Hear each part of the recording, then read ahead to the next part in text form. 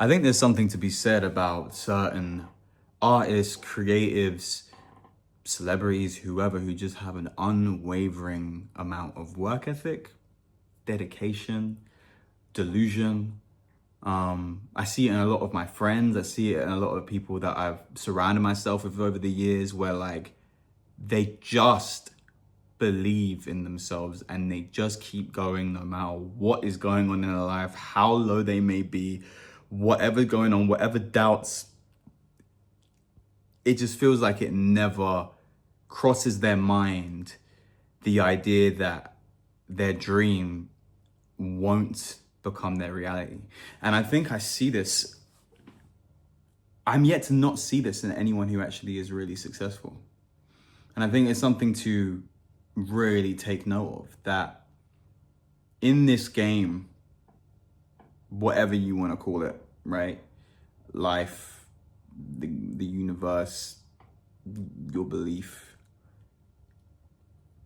If you don't have 100% faith in yourself, and I don't mean just in front of people in a performative fashion, I mean like right now when you lie down, put your head down at night, and it's just you and your thoughts, not when you've got the phone in front of you and you can just, tickle your ears or your eyes with podcasts or TikTok videos, which just, create this false sense of confidence for you. No. I mean, genuinely, when you get that 75th email rejection from that agency, or, 100th audition this year that you've been on that you didn't get, or, you're on your 30th song that you've released in the last 2 years that hasn't gone over 1,000 streams, or your 200th video on TikTok that hasn't got anywhere above 300 views in the last, 4, 5, 6, 7, 8 months. Who is that person? Who is that version of you? Because I ask myself, I sometimes, I do a lot of things. Like, I love to act. It's like my main thing. I love music. I love making music. Pursued both of them for as long as I can remember. But there are times that I do not know how I ended up where I am. As in how I'm still going. Because I've seen people give up for less, and I couldn't judge them for giving up, because it's not easy. Nothing you actually want is going to be easy. And maybe that's just where it is. Maybe it's the difference between something that you like doing and something that is your passion, or something that you believe is your purpose. Like, it's something that you can't even put your finger on as to why you have to just keep going at it. Because a lot of the time, I'll talk to artists, creatives, people will ask me for advice, or like, say, oh, how did you do it? How did you get into this? How did you get, how did you sell out your headline show?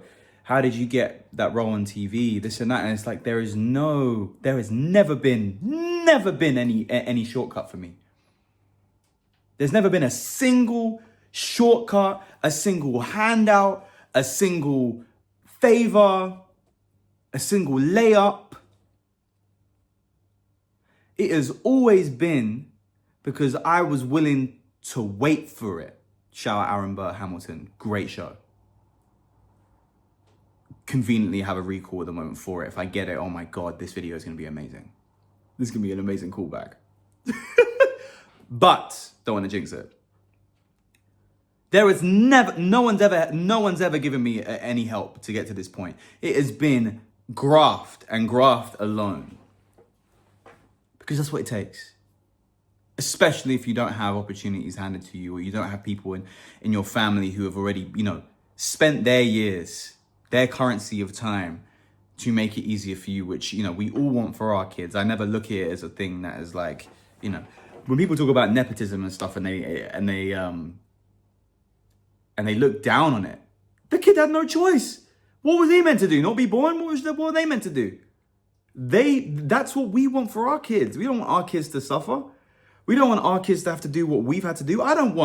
You think I want my son or my daughter to have to go through the pain, the stress, the risks, like for no reward sometimes, and just the pure hope that this works out?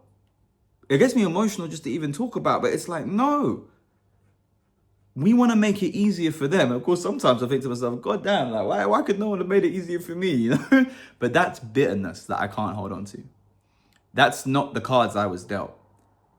Maybe my gift is the fact that I get to feel this hunger, that I get to know what it feels like to have that unwavering confidence, that unwavering belief in myself, that if I don't have that, I've got nothing. Because who else is going to believe in me? Who else is going to put that battery in my bag? If I don't believe it, I say to my sister all the time, I'm like, if you don't have the faith, you know, she's in a really interesting space right now where she wants to, you know, says she wants to go to do musical theater. And I'm like, cool. But you got to give it your all. Like whatever you think you need to rehearse, for however long you need to think you need to rehearse, 10x that.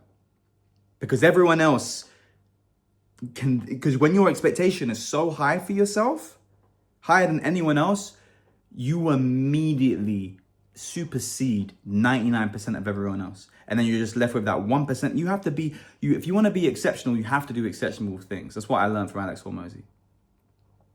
You have to do exceptional things. Things that other people will think are weird, things that other people will think is too much, that you're going to stress yourself, that it's overwhelming, that you should pace yourself, that you should take breaks. You should always take breaks.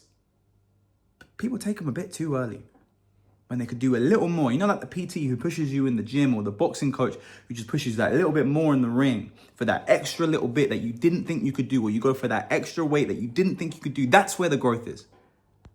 That's where the real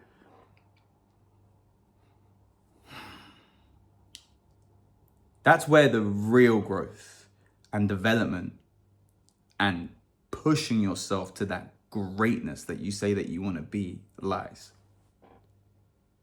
Because if you just stop at the point of discomfort, you were comfortable the whole time. You never actually experienced the trials and tribulations. It was never hard. If it's not hard, everyone would do it. Everyone would do it. Everyone would be an artist. Everyone would be an actor. Everyone would, run track or be in the Olympics. Not everyone can go. Not everyone can get in the club. In fact, barely anyone can get in the club. Damn near no one, a select few superhuman aliens essentially can only get in. Because that's where you have to take yourself to. That's that unwavering confidence, belief in yourself. Because if you don't have it, who else will? That's what's got me through some of the most painful experiences, biggest heartbreaks, griefs, loss of friends and family who are no longer here anymore. And, the jobs that I really, really wanted, the acting roles that I just never got to have, but I made this whole idea in my head and dream that it was going to happen, that I had to let die. As much as I love my friends, as much as I love my family, and without them, I don't think I could even be this far in my journey. It was me who had to open my eyes the next day and see the sun come up. It was me who had to let the sun rise and sun set on the ideas of what I believe the places that I believe my life was going to go. Only to meet the next day the same way I met the last. But the sheer hope that it would work out is what has kept me going until this point.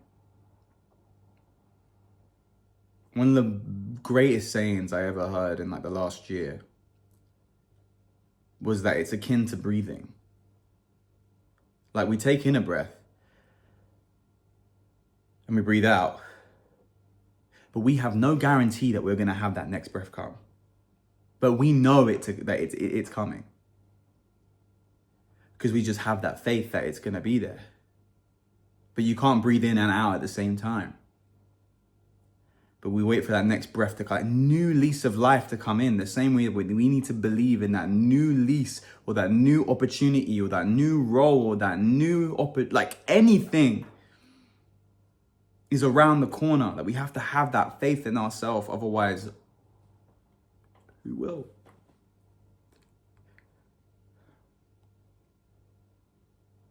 It gets really hard sometimes to keep going. But I never stop.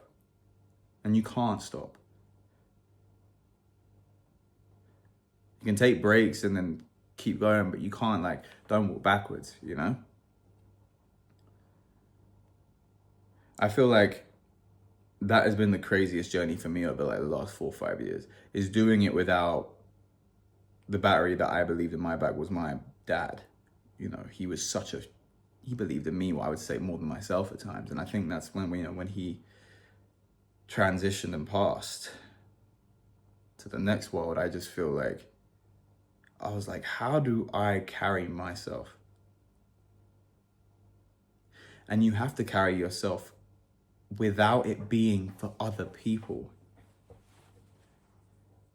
Because if you're just walking through life so that you're at the side of someone else and making them happy, when do you ever get to just take in the world and take a step for yourself in the right direction? I think a lot of my life I've spent building other people up, building other people's journeys, because it made my journey feel like I could take a break from it from a second, that I could just put it to a side and then come back to it, because it was easier for me to believe in someone else sometimes than it was to believe in myself. It was easier to, help someone else fulfill their vision when mine may have seemed murky at some of the lowest points, or when I just doubted myself. But at the same time, I was still doing work. I was putting in probably even more energy for them than I put in for myself. It's like, we'll get up at 6 a.m. to go to work because we know someone is there, a boss, a manager who is waiting for us to turn up, and we are, contractually obliged to go at that time. But then we can't get up by ourselves at the same time to work on something for ourselves, or get up even earlier to do something for ourselves and build something of our own, or do more hours after work. Why is that? These people couldn't care less one way or another. They'll find someone else to take your place. They'll find someone else who will happily step in and take your role if you have enough of it. Why would I want to work for someone like that? Why would I want to work for an establishment that doesn't care about, sorry to say it, whether I live or die? And they only care about the money that I bring through the door, when at the end of the day, this is my life.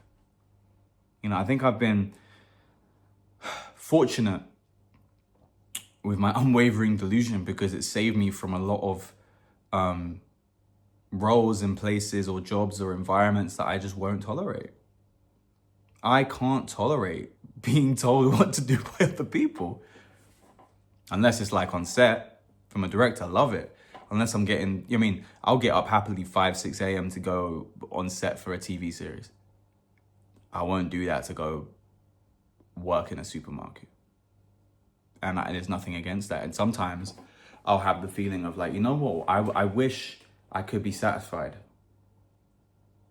Like, I really wish I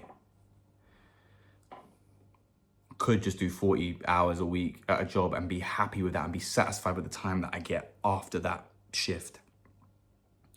Because this is the part people don't really talk about when you're on your own solo journey, or you're building up your own thing as an entrepreneur, as an artist, building your own business, as a creative, as an actor, is that once you get one thing, you're not satisfied. You just want the next thing and the next thing and the next biggest thing and the next biggest thing. You get your first 10K followers. Now you want to get 20K, 30K, 40K, 100K. You get your first mil.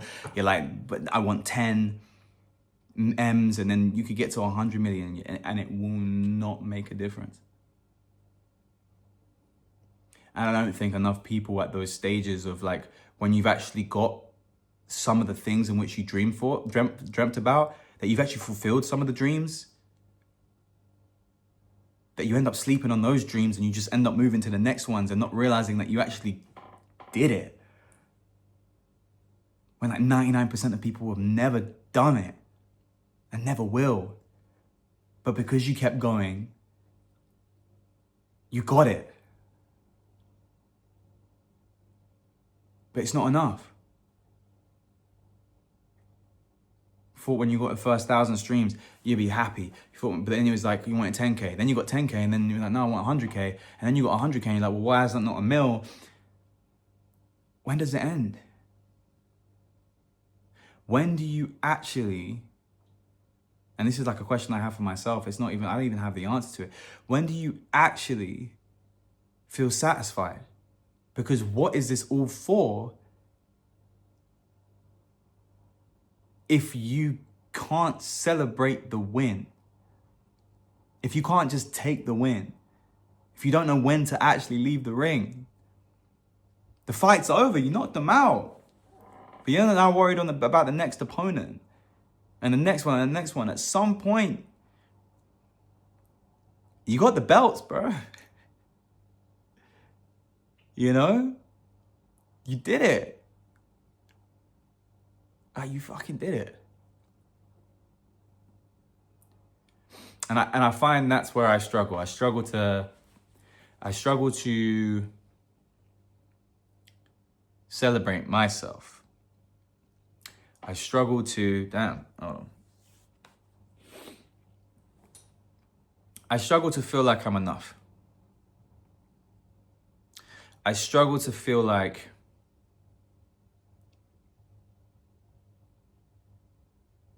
I'm using my time to the most productive and fullest extent, and I feel guilty for taking time off, and I feel guilty for playing video games or watching TV or doing things to actually enjoy life. Because I think that's me going back on the race, when actually it's just me taking a sip of water at the side of the marathon, which is productive, because otherwise I would pass out if I was doing the marathon and didn't ever take a second to myself. It's rest. You need rest as much as you need tension and you need push. Same as the gym. And I don't like that I'm like that. I don't like that I can't be happy in the, I can't even take it in the present moment. Like, I was on set and like for like this series, and it took me like nearly a month of being on set before I realized I was actually there. I was letting the moment pass me that I had dreamt about for so long, for it just to become a memory versus living in the memory. So much so that then you damn near think like it almost didn't happen. You have to be so careful, because you're going to miss your own wins and you're going to miss your own life because you just kept looking towards the future instead of being in the present and taking the gift of what you did in the past to get to this point.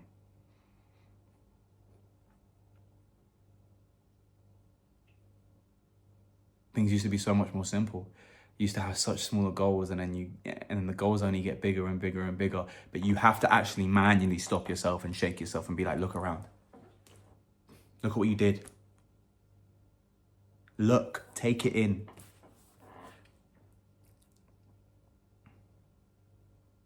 So if there's anything that I hope this video brings,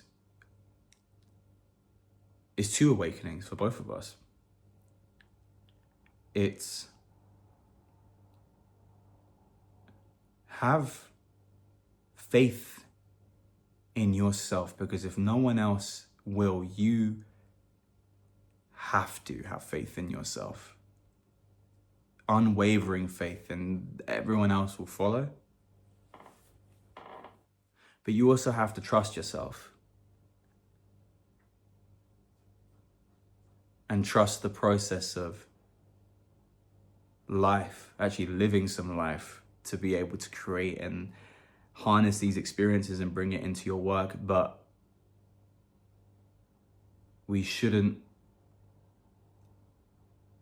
if we're gonna work, we have to also remember to live. And at the end of the day, all this is so that we can live. But I think that's the part we forget to do. We just get so lost in the work that we never end up living.